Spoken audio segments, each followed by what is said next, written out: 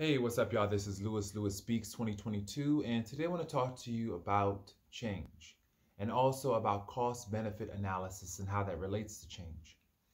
I realized something really important this morning.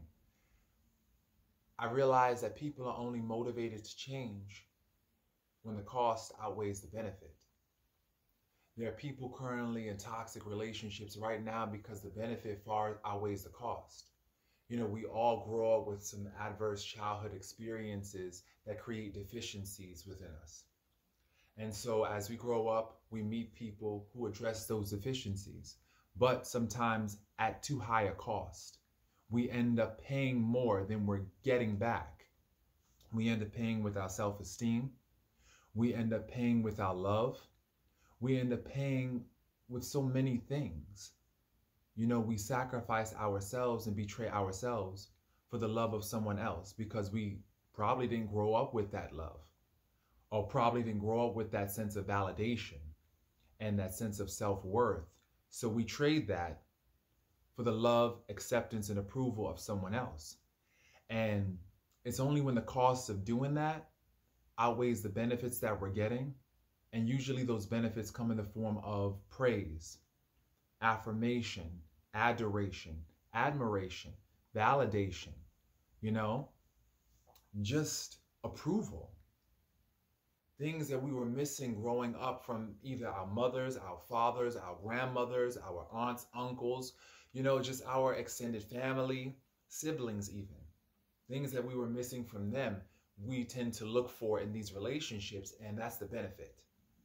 But it's sometimes the only way we're willing to change and turn over a new leaf is when we start to see that it's costing us too much of ourselves. It's costing us too much of our own beliefs, our own faith.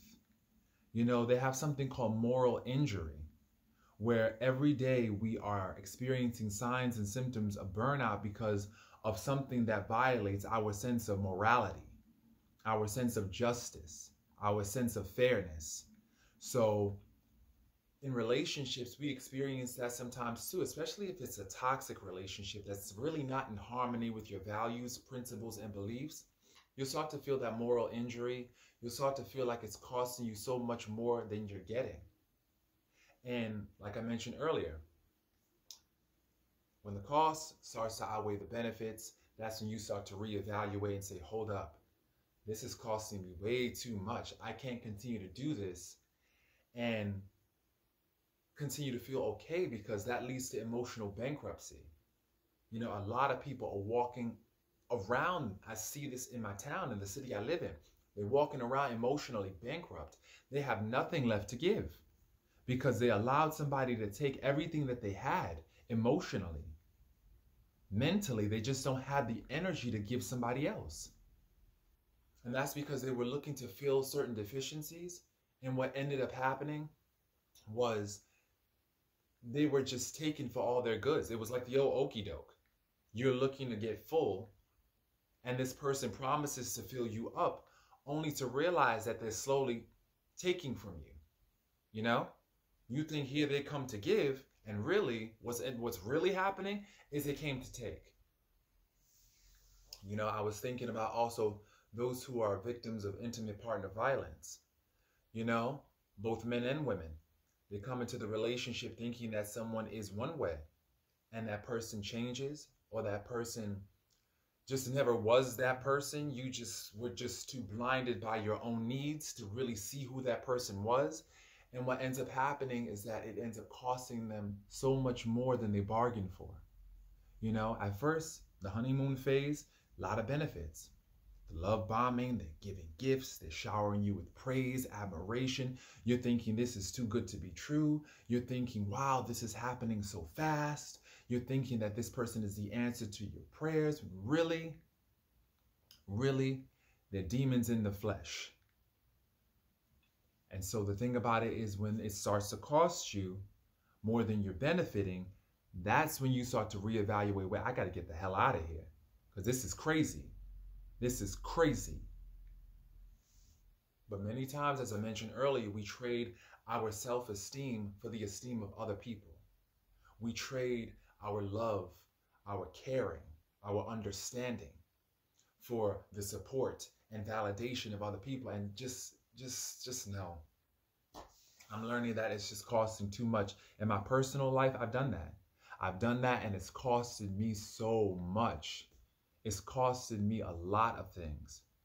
And the major cost, I would say, is my idealism. It came at a cost to my idealism, my overly understanding nature. It cost me too much. Now I'm just skeptical. I'm walking around here wondering, what's the catch? Where's the fine print? What's really happening here? And there are so many people like that because they've just overextended themselves with the wrong people. Ugh. But you live and you learn. You live and you learn.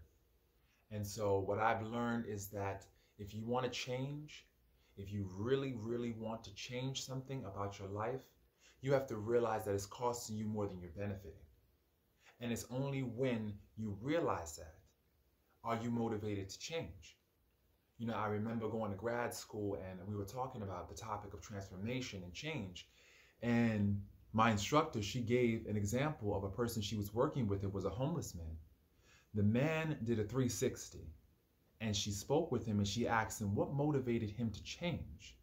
What motivated him to change is, he said, quote, "I couldn't imagine living another day in my skin this way. I couldn't imagine living another day in my skin this way." So the cost of the behavior that he was engaging in far outweighed the benefit to a point where he could no longer live in his skin. And that's what motivated him to do a complete 360. I also think love. When you really genuinely love something or someone, you're motivated to change and do that 360. I think we really have yet to really understand the full power of love. I think that we as a society really have yet to really understand the science of true love. I think what we have now is attachment, codependence. We have fear of being alone. We have everything but love. Financial security, our desire for financial security. We have everything but truth in love. Truth in love. But that's life. And I think that's why we struggle with change, because we really don't understand what love is. Because I think that if you really understood what love is, change would be easier to accept. That's just a personal belief, but that's still a work in progress. But I just thought I'd do this video today to help other people, just let them know that they're not alone. If you're trying to change some behavior out there, you're not alone. I know that it's tough. But what might help is just the philosophy that you have to first run out of yourself. You have to run out of trying to hold on to something that's not giving you anything. Holding on to someone who's not feeding you, who's really just giving you crumbs of time and attention just to keep you hungry, keep you chasing, keep you out there like a fiend. How many of us were dealing with people who just kept us needing, who intentionally kept us needing to the point where we just found ourselves looking like a freaking crazy fiend for the love that we wanted? It's not worth it. It's not worth it in the end. And so I hope that this video was helpful. And once again, I hope that you really begin to give yourself all the things that were lacking in your childhood, all the things that were lacking even in your adolescence. Start to give yourself that. And that's what it means to reparent yourself, to give yourself everything that you felt you never got when you were growing up.